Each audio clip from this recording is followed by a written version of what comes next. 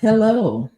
It's been a while, but hopefully you're not mad. Hopefully you just accept me with welcoming arms. Happy New Year. I hope y'all are staying warm. Uh we didn't get any snow here in Atlanta, just ice, but it is really cold. And if that's not your thing, I hope you're able to stay warm. But um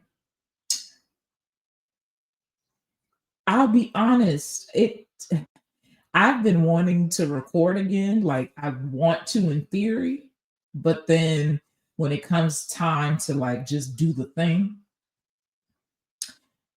I don't know what it is. And it could be a little bit of like, the holidays are really busy and um seasonal depression is a real thing. I feel like we went through about like 2.5, 3 weeks straight here of just cloudy darkness, rain, just gloomy outside. And I didn't even recognize how much that impacts my mood. Because if you had asked me that years ago, I would have said, no, I mean, if I'm good, I'm good. If I'm not, I'm not. The weather doesn't determine that. But as soon as we had a piece of sun, I I don't know, something changed within me internally, and I felt better. My mood started to slowly improve as the weather has improved. Even though it's cold, I'd rather it be cold but still have sun. That was the main thing. I don't know. Um, but like I said, since I've been gone, the holidays have come and gone. Um, Entering into the new year, I didn't really set any New Year's resolutions, to be honest. Uh, is that something that y'all do? I feel like for this new year, I really just want to work on getting back to things that allow me to be creative. The field that I'm in of social work can be very taxing physically, emotionally, mentally, all of the things. And then you pair that with what the country has going on right now, and politically speaking, right, with the ICE raids and the protests and the online debates, it can become consuming. Uh, and I'll be honest, like I'm a person that is naturally just curious, and so I'll like I want to know more, right? And so then I look up, and it's been an hour or two, and I'm listening to this debate or this panel on TikTok about the latest craziness in the news, right? But um, this is a part of me trying to do things that matter to me, trying to do things that allow me to be creative. Again, I don't want to put any pressure on myself. I'm just going to do what feels right. And right now, this feels right. So if you are back or you're new, welcome. Thank you. This is Daddy Lessons with me, Daisha D. I am a licensed social worker, and the whole purpose of this show is to kind of dive in deep into family dynamics, because that is something that we as Black people don't tend to do a whole lot.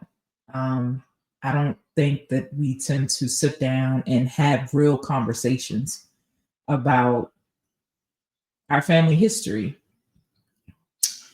good or bad, things that we have been through. How did we get to this point? Why do we have certain traditions? Why are there certain roles that are in the family?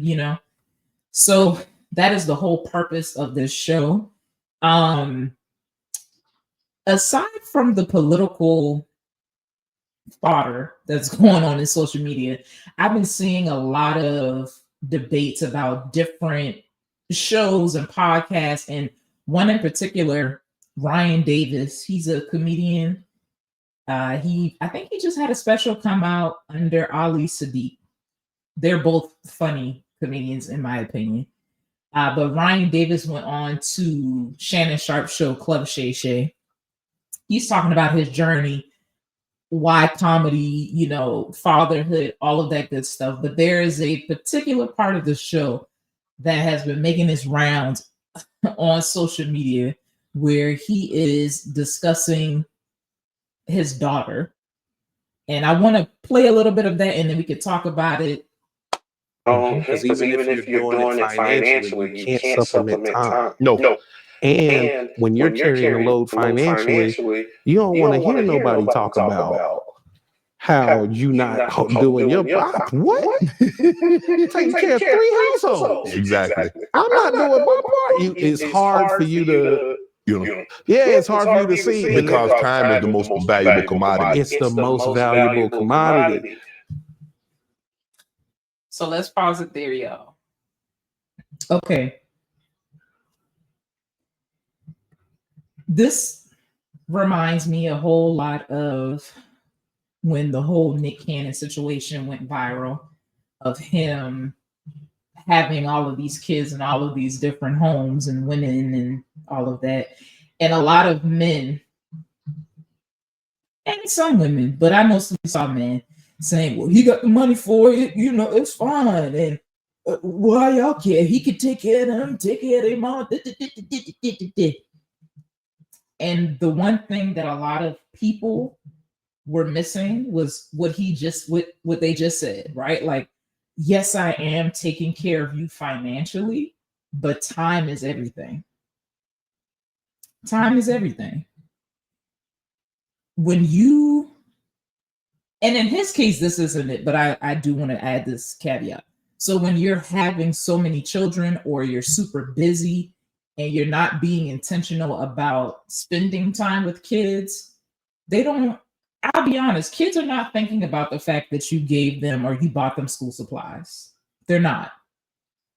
They want to see you show up to that dance recital. They want to see you show up to that football game. They want to see you show up to debate club, whatever the thing is. They just want to be seen by you and they want to spend time with you.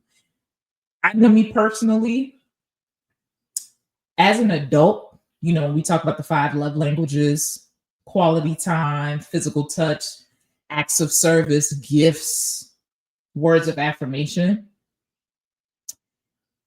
Every time that I have taken that test for the love languages, from the time I was like a freshman in college, so 18, up until now that I'm 30, I always score a 0 on gifts or close to it. And not that gifts is a bad love language, right? But I tried to do some digging and unpacking. And I remember growing up, my daddy was very much into clothes and how you present yourself. And so he was very quick to buy me like the newest Jordans or Nikes or whatever the name brand shoe was. I went to a school that had uniform. The only thing that stood out about you were your shoes. So he would always get these name brand shoes and I could care less. I had no idea what number Jordan this was, how much the shoes cost.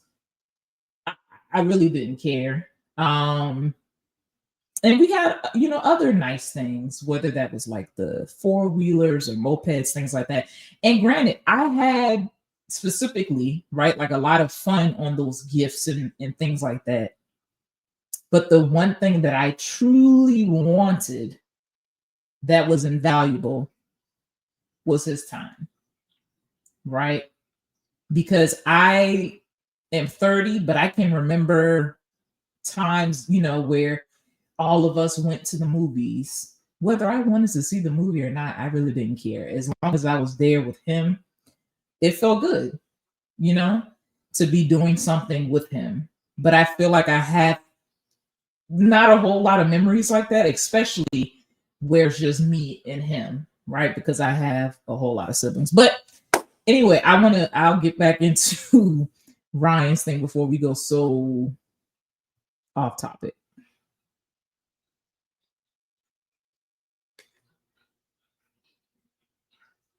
So then I ran into this thing where my daughter went from I love my dad to let me see what I can get out of him. And when she started looking at me as access to like material things, You are ATM. All of a sudden, you weren't dad. You're an ATM. broke me.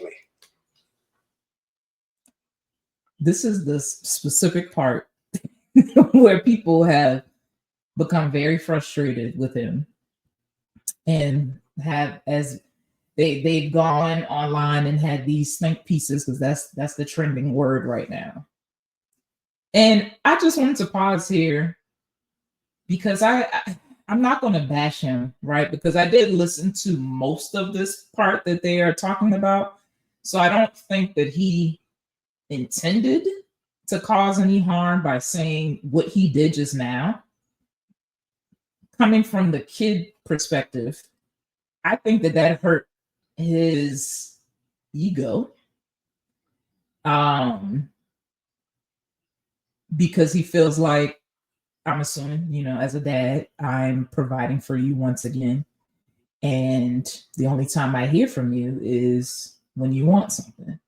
And I'm sure a lot of us have heard that from elders or older siblings of like, you don't ever just call and check up on me. You call when you need something or something has gone wrong. And just imagine how that makes you feel, right? You may feel used. You may feel unappreciated. May feel like an ATM, So that's how I took what he said just now. I've seen online people have been twisting it into all sorts of things like gold digger. And that's a bit much. That's left. That's left field. If anything, I think it hurt his ego and hurt his feelings. I'm taking care of you, yes, because I'm a parent and that is my responsibility to take care of you. And I would love for you to just check in on me, want to spend time with me, not just the latest video game, the latest shoes, hair and nails done, et cetera, et cetera. Broke me. Because it was like, I only want to be around him if I can get something out of him. So let me ask you this: Did you sit down and have a conversation? How did you come to this realization that it was, yes, this is my child, but my child only wants to be around me because of what the access that she has to things, perfume, jewelry, clothes, makeup, whatever the case may be? It's heartbreaking. One thing I just thought about, and I have to pause these, y'all, because restrictions. But on the flip side of that, I used to feel like sometimes there are parents who give you money and gifts in lieu of time.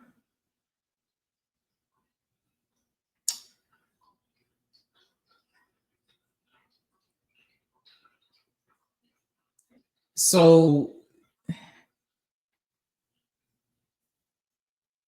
it's like I won't, or I don't want to, not saying this is for him, but I can't, I won't, or I don't want to do these things or spend this time with you, but I'm going to throw some money at you and hopefully that'll satisfy you for the next few months or so. It's heartbreaking because it's like, it's heartbreaking because it's like, my daughter saved my life. I'm not a very motivated person. And when we went and got that ultrasound and they said it's a girl, I knew I couldn't be a mediocre man anymore. For those of you who need to hear it again, he said when that ultrasound said it was a girl, I knew I couldn't be a mediocre man anymore. Honest question, no bashing here. I honestly want to know how many men have a similar thought or idea when they learn that they are having a daughter specifically, but in general, like how many of y'all actually think that way? Because I can, this is a safe space, right? I hope it is. I feel like the guys or the men that have daughters or only make daughters be some of the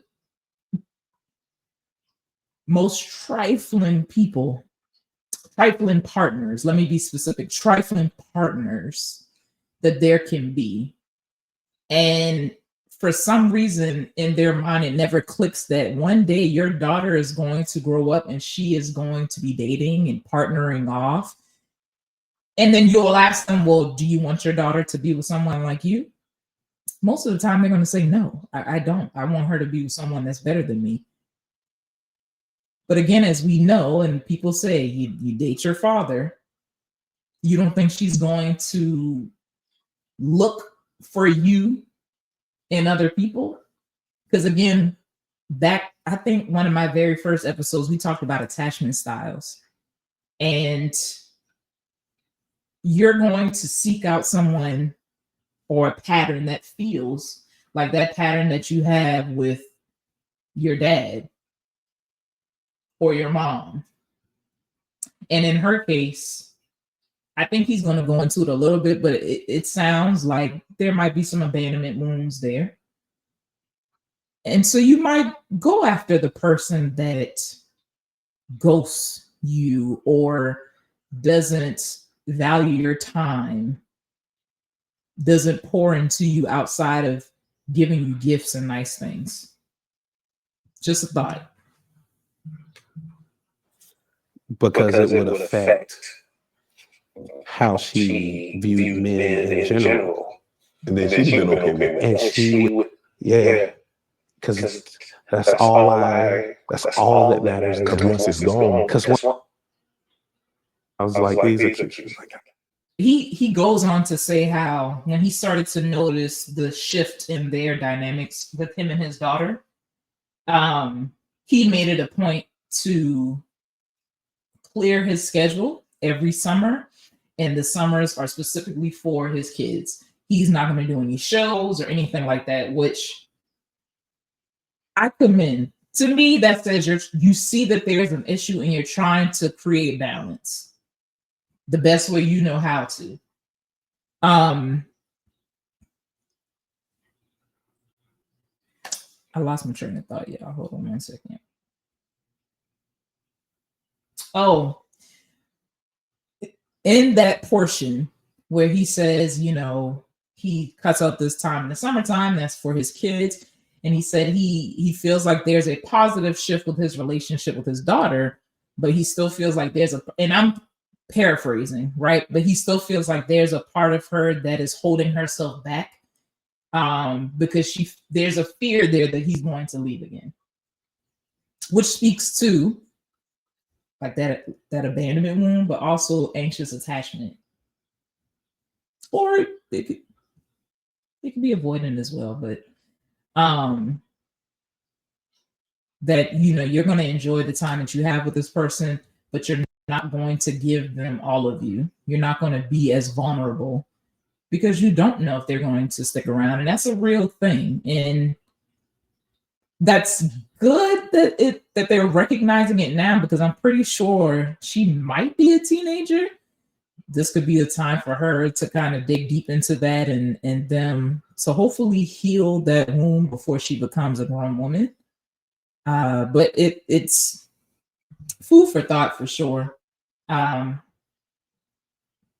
thing that I wanted to touch on as another reason why I kind of took the break, took some time from recording, if I'm honest. The last episode that I uploaded was with my paternal grandmother, Linda. And Linda, I learned a lot about her childhood, her meeting my grandfather, their marriage, and then her, parenting my dad. I'm sure that conversation could have gone even deeper because she revealed a lot of things that she experienced that were horrific, but said it as if it was she just matter of fact about it. And I doubt that those are things that she has like worked through per se, because she never remarried. She never really had a serious relationship after my grandfather.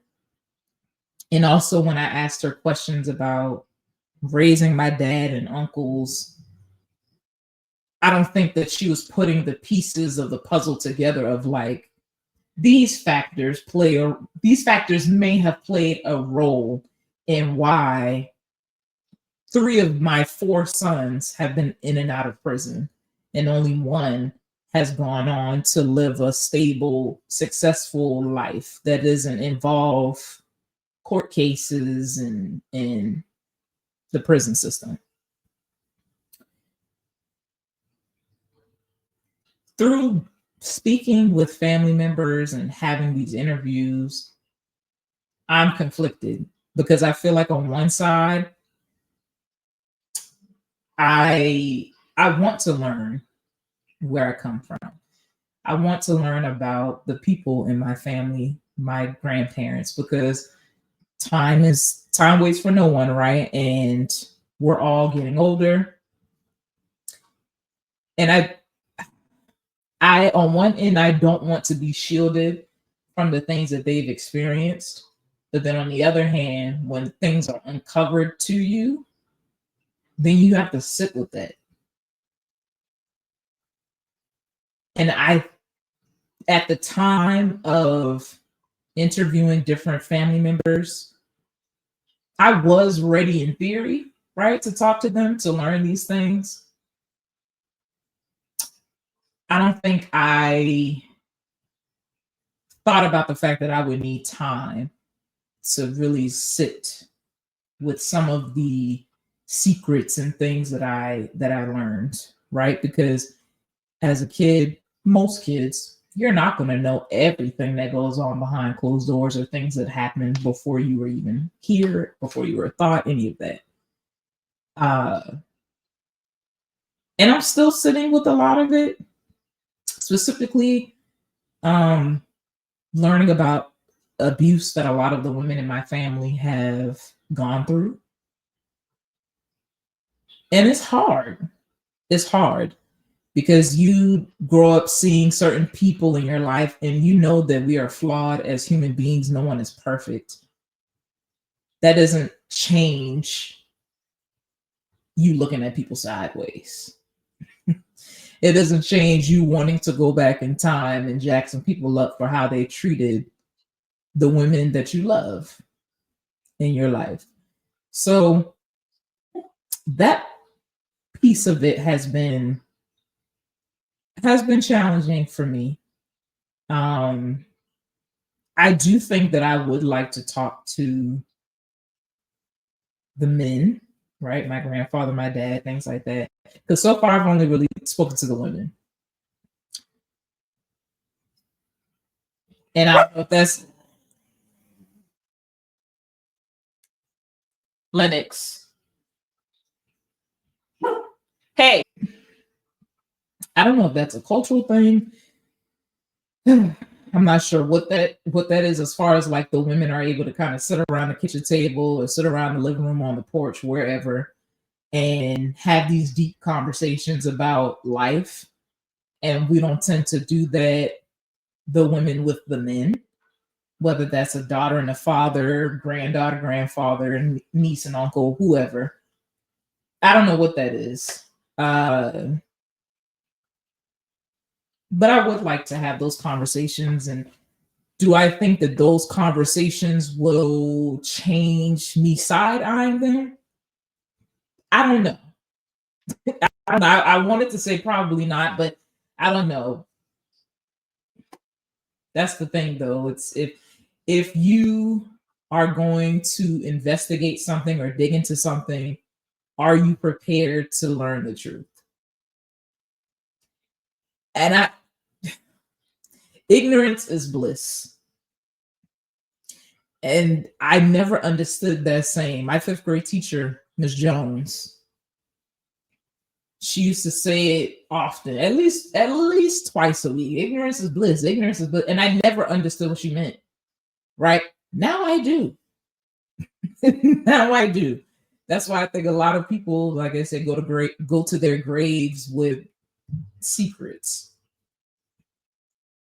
But then secrets don't allow for you all to not repeat the same thing, the same pattern. I mean, look at what's going on with our country right now, right?